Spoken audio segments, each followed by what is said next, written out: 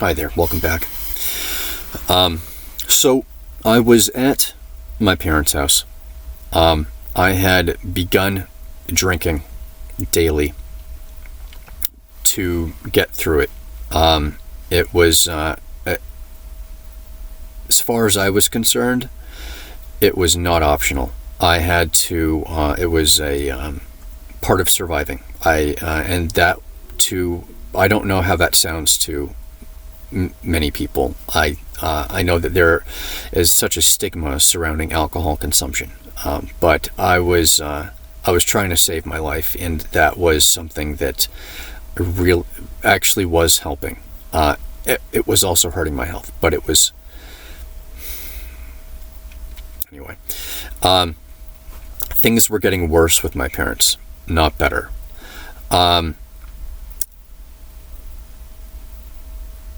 There was one other incident that I recall with enough clarity that I'm going to mention it, where they were denying reality.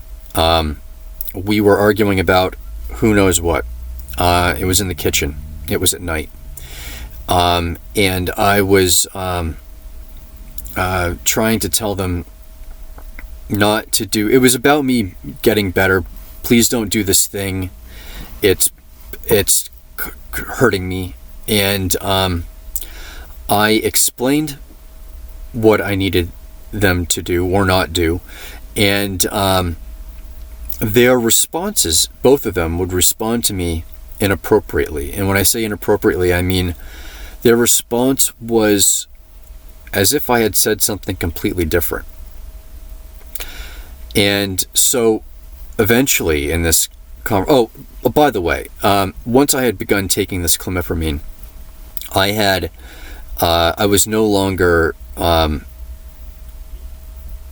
would engage in conflicts with my parents, and I was not accepting fault when I didn't think I was at fault. That did not last the entirety while I was there. It did last a period of time though. So during this conflict in the kitchen, I realized they were responding to something I didn't actually say. So eventually I repeated myself, and I said to one of them, I asked both of them this separately while they were together, but I asked each one separately. Now, what did I just say to you? I wanted them to, if not verbatim, just tell me in their own words how they interpreted what I just said. And what they told me was a complete misinterpretation of what I said. They were using some of the same words, but it was what they would recite back to me was not at all the meaning behind what I had asked them to do or not do. I don't recall the argument. And they both had identical responses. And I asked them, I don't know, 2 or 3 times. I would repeat again what my request of them was, and they would respond exactly the same way.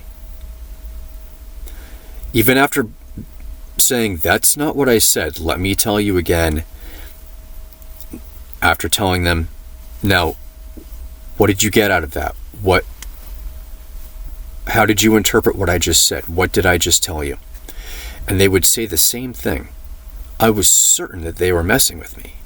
I truly felt like they were intentionally trying to psychologically torment me. There was no resolve to that conflict. Things were deteriorating. I desperately wanted projects to do. I needed to work with my hands. I needed to do things around the house. There was a lot to do. My father was doing everything, and it would have just been a help to him. But I really desperately needed to. There were garden boxes to repair, build.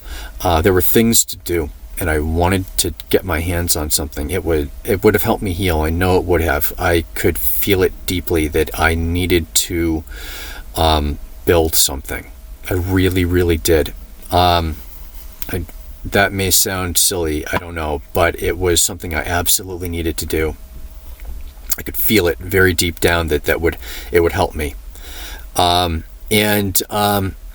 There was, we had agreed that going back to my apartment was entirely too risky. With my landlord, Dave, I was terribly frightened of ever seeing him or even talking to him again, for fear that it would, I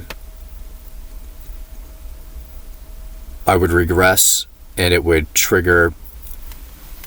be bad for me. So the plan was I would move from my apartment to my parents' house. This would create some massive logistical problems with going to work, because I worked only about less than 5 minutes away from my apartment. I had structured my life in such a way that my expenses were at an absolute minimum. My commute was as short as possible. I spent nearly no money in gas. I intentionally structured my life to save money, to be very time efficient, to be efficient in every way possible. This would disrupt that, but obviously I'm dealing with, at this point, circumstances outside of my control, and to disrupt that was a much more favorable than going to back to my apartment. So the plan was I would move out of there. That's what we began doing. I notified my roommates that I was most likely going to leave. This was in order to give them time to find a replacement for me. We rented a U-Haul truck and began moving items out of my apartment, starting with my shop. And it was a big truck. We filled the whole thing, got a lot of stuff, a lot of furniture. So not just items from my shop, but a lot of things. In order to accommodate all of my things, we needed to clear out the top portion of the garage. There was storage space up there. Clear that out and place supports to accommodate the extra weight up there.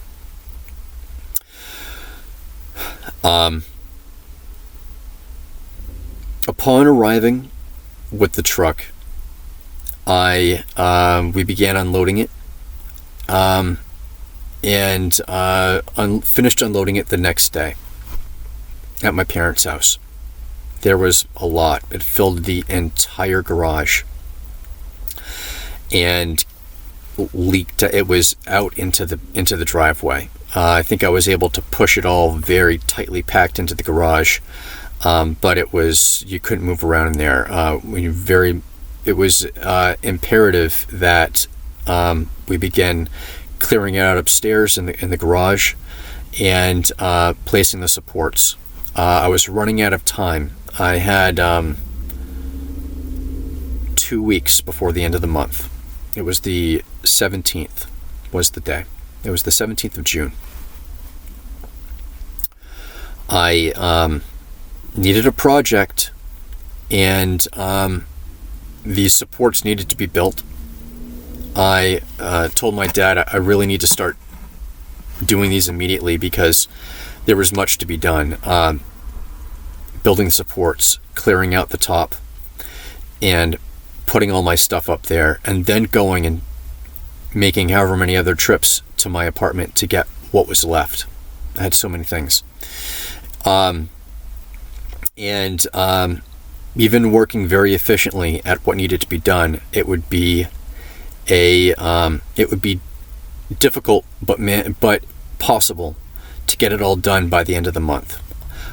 I wanted to get it done by the end of the month because that's the responsible thing to do. I wanted to be out of there completely by the time my replacement that my roommates had made for me arrived, but I also did not want to see Dave. I didn't want to speak with him, and I feared that if I ended up having anything extra there that required me to go after the first of the next month, I would increase my chances of seeing Dave. And I didn't want that to happen. I never wanted to see that man again. My father refused to let me build the supports for the garage.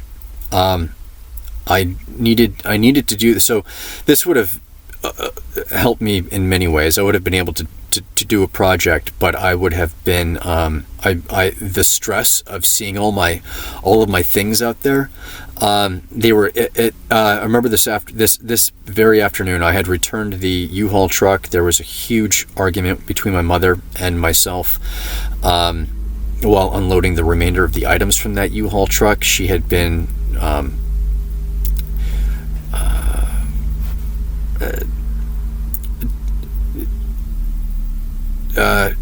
what's the word? I'm sorry, I forget words. She'd been provoking me, and it would have been better if she had just not been helping at all. I was looking at all of these items in the garage and in the driveway, and I was freaking out. I was thinking, I have got to begin work immediately getting these things up there, and the first thing that needs to happen is I need to build these supports. My father refused to let me do it, and said he would do it himself. I said, well, when are you going to do it? I'll get around to it. The clock was ticking. This was there had been so many arguments. There had been so many I found it unreasonable, considering the circumstances. I just couldn't believe he was denying letting me do something that was so important to what needed to actually be done, and also my mental health at that point. I needed to do it, to have a project, and to unclutter this area was tremendously more important than just the act of uncluttering it. It was sort of a metaphor for uncluttering my mind. It was, I needed to do it, and I needed to start now. He denied that, and there was no reasoning with him. And that was the last straw. I left in my truck, and I drove somewhere, not very far, I think just down the street, and I was so filled with rage. I'd been trying so hard to get better, and they had been undermining that. I drove back from wherever I was. I wasn't very far, probably less than a mile from the house. I drove back, and I screeched into the driveway. I didn't even park correctly. I was like diagonal or something in the driveway. I was just filled with rage. Let me stop here. I'm going to tell you what happened next. I need a few minutes though to think about that. I'll see you in the next video.